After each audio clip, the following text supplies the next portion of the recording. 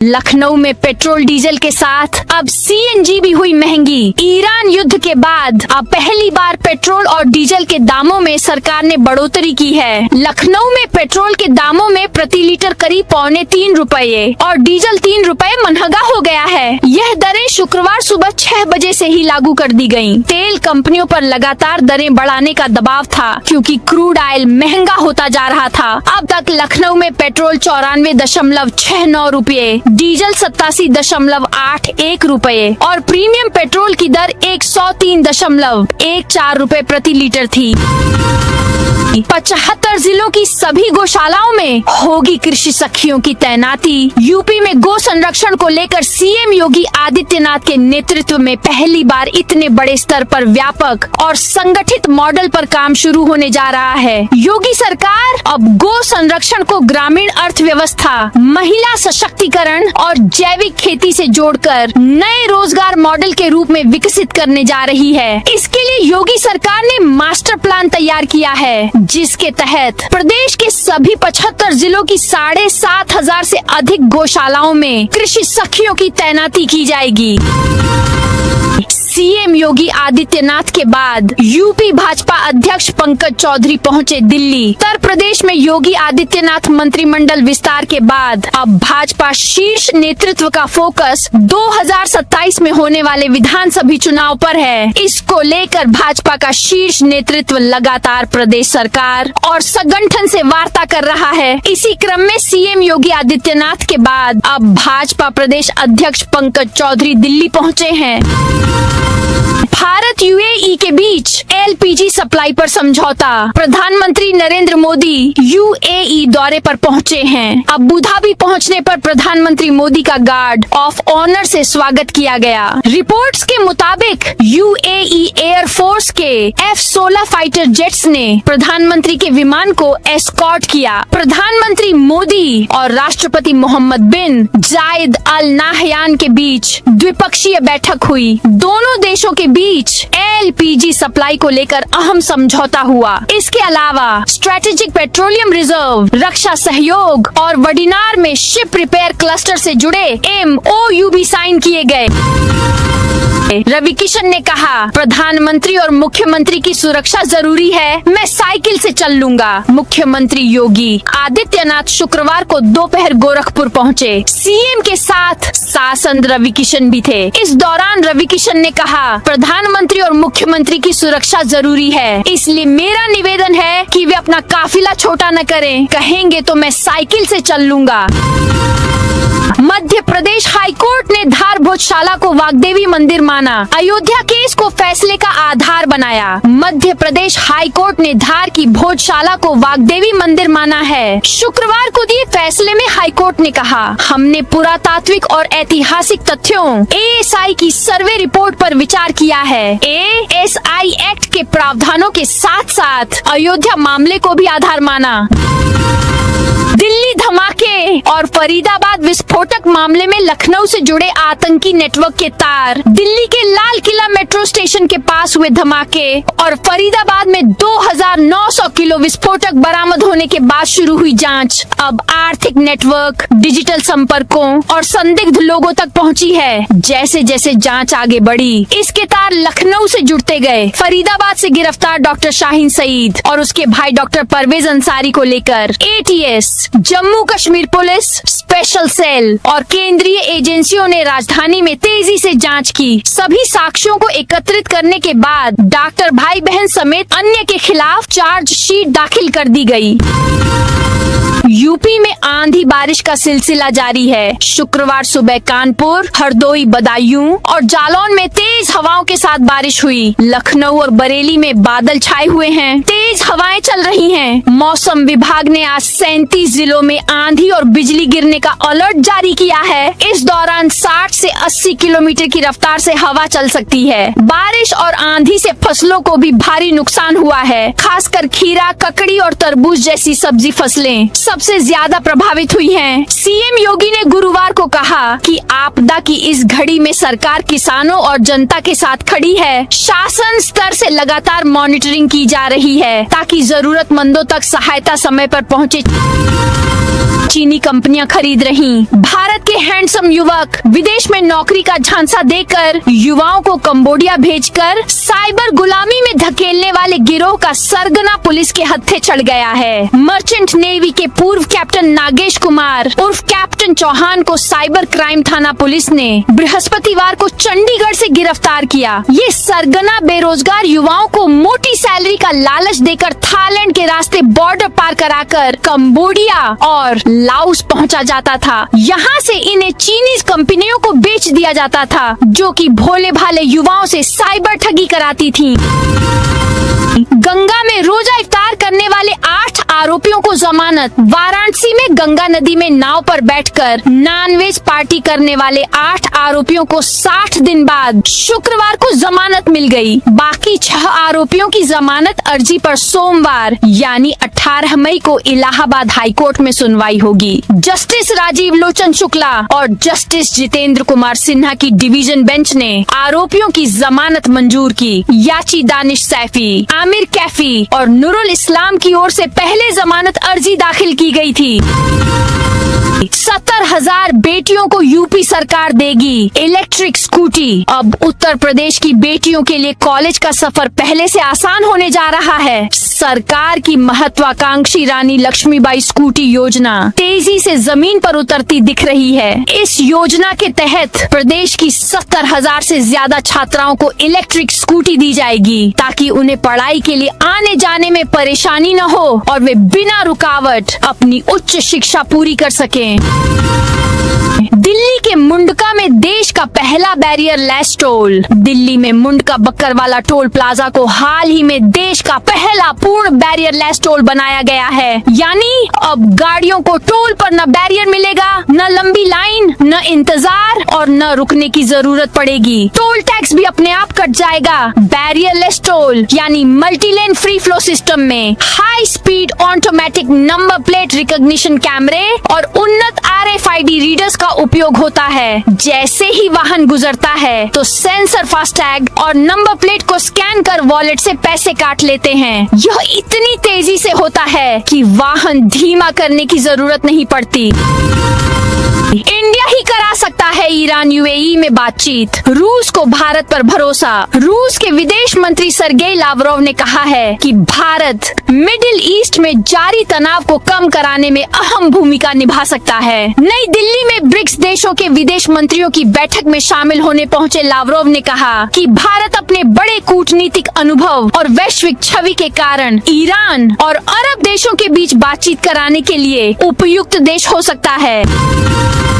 UP में पराग का दूध 2 रुपए महंगा हुआ। नए रेट 15 मई की शाम से लागू होंगे। अमूल के बाद अब यूपी की सबसे बड़े डेयरी ब्रांड पराग ने भी दूध की कीमतों में 2 रुपए प्रति लीटर बढ़ा दिए हैं। नई दरें 15 मई की शाम से लागू होंगी। फुल क्रीम दूध का रेट 69 रुपए लीटर से बढ़ाकर 71 रुपए लीटर कर दिया गया है। पराग के GM की तरफ से गुरुवार को निर्देश जारी कर दिए गए। Full cream, super standard, toned milk और स्टैंडर्ड सभी दूध के रेट में बढ़ोतरी की गई है।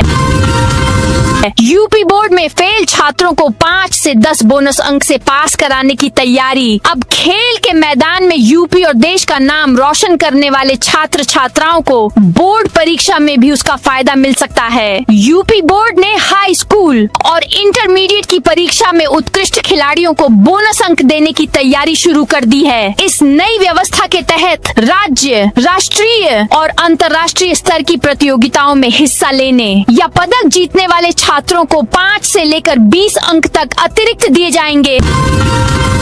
सोना चांदी की महंगाई मोबाइल लैपटॉप पर भारी। सोना और चांदी की कीमतों में लगातार बढ़ोतरी का असर अब सिर्फ सराफा बाजार तक सीमित नहीं रहा। इसकी चमक अब इलेक्ट्रॉनिक्स बाजार की चिंता बनती जा रही है। स्मार्टफोन, लैपटॉप, टैबलेट और अन्य इलेक्ट्रॉनिक उपकरणों की कीमतों में तेजी से इजाफा है। कारोबारियों का कहना है कि कीमतों में यही उछाल जारी रहा तो आने वाले महीनों में आम आदमी की जेब पर और ज्यादा बोझ पड़ सकता है।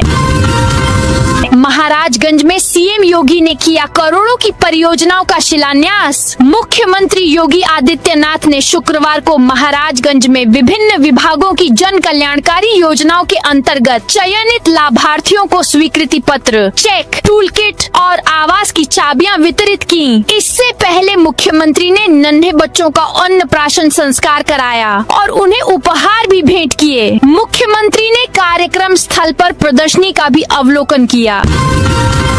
होटल में नाबालिग लड़की के साथ पकड़ा गया मुस्लिम युवक। बरेली के होटल ताज में एक मुस्लिम युवक नाबालिग हिंदू छात्रा के साथ पकड़ा गया। जानकारी मिलने पर हिंदू संगठनों के कार्यकर्ता मौके पर पहुंचे। उन्होंने दरवाजा खुलवाने की कोशिश की, लेकिन युवक ने दरवाजा नहीं खोला। सूचना मिलते ही पुलिस भी मौके पर पहुंची। पुलिस ने कमरे का दरवाजा खुलवाया तो अंदर युवक और छात्रा दोनों मिले। पकड़ने जाने के बाद छात्रा ने कहा कि युवक उसे बाइक से होटल लेकर गया। होटल में उसने गलत नाम से एंट्री कराई। इसके बाद कमरे में ले जाकर उसके जबरदस्ती की। हिंदू संगठनों ने होटल को लव जिहाद का अड्डा बताते हुए बुलडोजर कार्रवाई की मांग की है।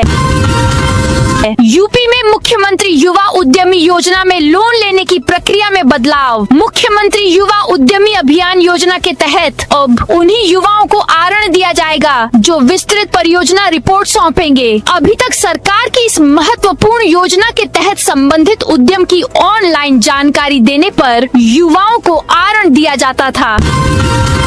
पीएम मोदी के यूएई दौरे से भारत को होगा बड़ा फायदा। कुछ हफ्ते पहले ही पाकिस्तान से पुराने कर्ज की 3.5 अरब डॉलर की राशि वापस मांगने वाले यूएई ने भारत में 5 अरब डॉलर के नए निवेश का समझौता किया है। साथ ही पाकिस्तान के साथ अपने वित्तीय संबंधों को समेटने में जुटा संयुक्त अरब अमीरात यूएई ने भारत के साथ आर्थिक साझेदारी के साथ ही रक्षा रणनीतिक साझेदारी को और मजबूत करने का बड़ा कदम उठाया है।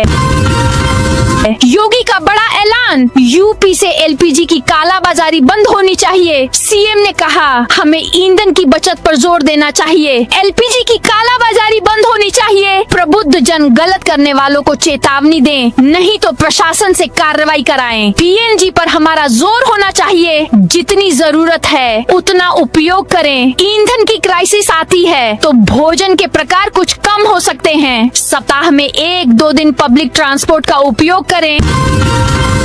यूपी के एडेड माध्यमिक स्कूली में भरे जाएंगे 23,000 से अधिक पद। प्रदेश के अशासकीय सहायता प्राप्त माध्यमिक विद्यालयों में लंबे समय से खाली पड़े प्रधानाचार्य, प्रधानाध्यापक और शिक्षकों के पदों पर भर्ती की प्रक्रिया तेज हो गई है। शिक्षा निदेशालय ने उत्तर प्रदेश शिक्षा सेवा चयन आयोग प्रयागराज को 23,213 रिक्त पदों का अधियाचन भेज दिया है। इससे प्रदेश के लाखों अभ्यर्थियों को शिक्षक भर्ती का इंतजार खत्म होने की उम्मीद जगी है।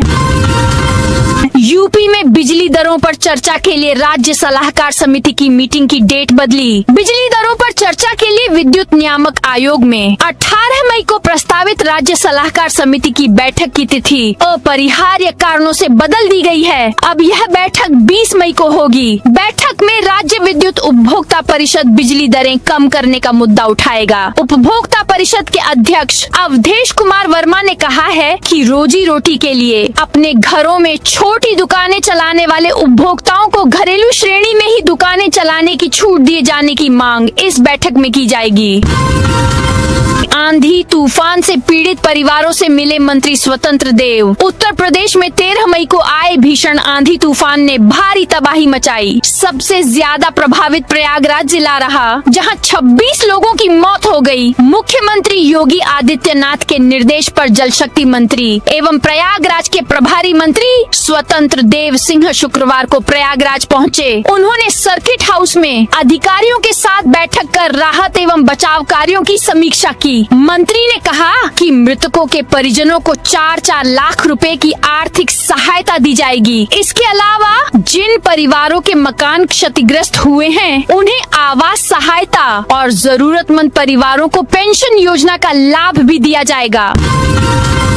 11 जिलों की 55 शत्रु संपत्तियों की होगी नीलामी। उत्तर प्रदेश के 11 जिलों में स्थित 55 शत्रु संपत्तियों की आगामी 25 मई को ऑनलाइन नीलामी की जाएगी। गृह मंत्रालय के भारतीय शत्रु संपत्ति अभिरक्षक कार्यालय के पर्यवेक्षक कैप्टन विद्यासागर ने सुल्तानपुर में यह जानकारी दी। उन्होंने बताया कि यह नीलामी विधिक और कानूनी प्रक्रिया के तहत खाली कराई गई संपत्तियों की होगी। नीलामी प्रक्रिया 25 मई को सुबह 11 बजे से अपराह्न 4 बजे तक संपन्न होगी। इसमें भारत का कोई भी नागरिक ऑनलाइन भाग ले सकता है। गंगा एक्सप्रेसवे पर मुफ्त का सफर खत्म। गंगा एक्सप्रेसवे पर अब सफर करने वालों को टोल टैक्स का भुगतान करना होगा। यूपीडा के अधिकारियों के अनुसार गंगा एक्सप्रेसवे पर गुरुवार मध्य रात्रि 12 बजे से टोल टैक्स वसूला जाएगा। यह वसूली अडानी समूह द्वारा बनाए गए गंगा एक्सप्रेसवे के 80% हिस्से में होगी, जबकि IRB इंफ्रास्ट्रक्चर द्वारा बनाए गए हिस्से में टोल टैक्स की वसूली शुक्रवार रात 12 बजे से शुरू होगी। प्रधानमंत्री नरेंद्र मोदी के 29 अप्रैल को हरदोई में 594 किलोमीटर लंबे गंगा एक्सप्रेसवे का लोकार्पण किया था। टोल टैक्स की वसूली 15 दिन बाद शुरू किए जाने का निर्णय किया गया था। योगी के नए मंत्री हंसराज विश्वकर्मा पर पीएम मोदी की अपील बेअसर। हंसराज विश्वकर्मा हाल ही में योगी सरकार के मंत्रिमंडल विस्तार में मंत्री बनाए गए हैं। मंत्री बनने के बाद वह पहली बार सड़क मार्ग से लखनऊ से वाराणसी पहुंचे। एयरपोर्ट से लेकर उनके कंचनपुर स्थित आवास तक बीजेपी कार्यकर्ताओं ने उनका जोरदार स्वागत किया। इस दौरान उनके काफिले में सैकड़ों गाड़ियां और वाहन शामिल रहे। कई जगह कार्यकर्ता बुलडोजर लेकर भी स्वागत करने पहुंचे। परिवार के 11 लोग बीमार, बोले तरबूज के बाद मैगी खाई। गोरखपुर में एक ही परिवार के 11 लोगों को उल्टी दस्त, पेट दर्द और सांस लेने में दिक्कत की शिकायत के बाद जिला अस्पताल में भर्ती कराया गया है। परिजन ने बताया कि रात में तरबूज खाने के बाद सभी ने मैगी खाई थी। बुधवार तड़के जब दिक्कत शुरू हुई तो गांव में ही दवा खरीद कर खाए, लेकिन हालत बिगड़ने पर CHC लाया गया। वहां डॉक्टर ने उनकी गंभीर हालत को देखते हुए जिला अस्पताल रेफर कर दिया। शिलान्यास से पहले हाउस अरेस्ट हुए सपा विधायक अमिताभ बाजपेयी का ऐलान। कानपुर में परमठ प्राथमिक विद्यालय विवाद के बीच सपा विधायक अमिताभ बाजपेयी को पुलिस ने घर में नजरबंद कर दिया। विधायक ने कहा कि स्कूल बनने तक वह चप्पल नहीं पहनेंगे और साधारण जीवन बिताएंगे। सीतापुर में आंधी तूफान पीड़ित परिवार को मिली सहायता। सीतापुर में आंधी तूफान के दौरान पेड़ गिरने से जान गंवाने वाले किशोर के परिजनों को शासन की ओर से आर्थिक सहायता प्रदान की गई। शुक्रवार को प्रदेश सरकार के राज्य मंत्री चिकित्सा शिक्षा एवं जिला प्रभारी मंत्री मयंकेश्वर शरण सिंह ने तहसील सदर क्षेत्र के ग्राम राज्यपुर खुर्द मजरा हेमपुर पहुंचकर पीड़ित परिवार से मुलाकात की और गहरी शोक संवेदना व्यक्त की। वंदे भारत ट्रेन में 4 लाख की चोरी। प्रयागराज से कानपुर आ रही वंदे भारत ट्रेन में एक यात्री के बैग से 4 लाख रुपए चोरी हो गए। यह घटना 23 अप्रैल 2026 को हुई, जब चकेरी स्थित फ्रेंड्स कॉलोनी निवासी दिनेश त्रिपाठी प्रयागराज से कानपुर लौट रहे थे। उन्होंने गुरुवार को थाना चकेरी और GRP में प्राथमिकी दर्ज कराई है। दिनेश त्रिपाठी ने बताया कि यात्रा के दौरान उन्होंने अपना बैग बर्थ के नीचे रखा था, जिसमें उनके बड़े बेटे द्वारा दिए गए 4 लाख रुपए थे।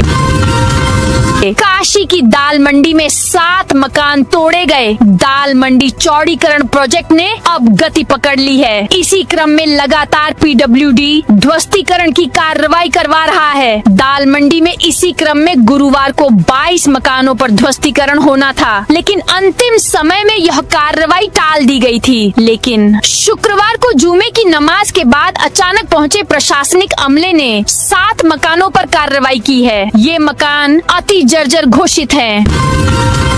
लखनऊ में शकुंतला विश्वविद्यालय के कुलपति ने गाड़ी छोड़ी। लखनऊ में शकुंतला मिश्रा राष्ट्रीय पुनर्वास विश्वविद्यालय के कुलपति प्रोफेसर संजय सिंह ने गाड़ी छोड़ दी है। उन्होंने शुक्रवार से ऑफिस साइकिल से जाना शुरू कर दिया है। उनके आवास से ऑफिस करीब 2 किलोमीटर है। साइकिल से पहली बार ऑफिस पहुंचने पर उन्होंने कहा कि सभी स्टाफ और फैकल्टी मेंबर्स कम दूरी साइकिल से चलना शुरू करें।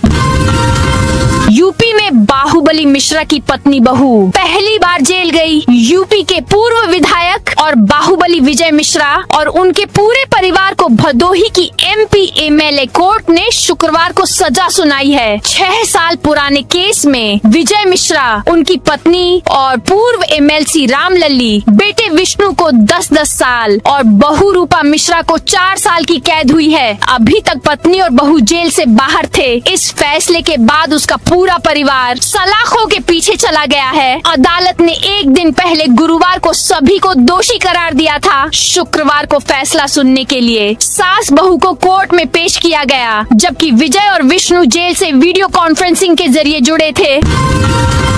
गोरखपुर में आई खाना परोसने वाली रोबो दीदी। गोरखपुर में शहर का पहला रोबोटिक रेस्टोरेंट खुला है। नौका विहार के पास सावो रेस्टोरेंट में रोबोट गेस्ट को खाना सर्व करती है, अपने अंदाज में मेहमानों का वेलकम करती है, साथ ही हेलो हाउ आर यू पूछती है, बर्थडे और वेडिंग एनिवर्सरी भी विश करती है। उसके बाद खाना देकर वापस चली जाती है। इस रोबोट का नाम रोबो दीदी रखा गया है। इसे हैदराबाद से मंगाया गया है।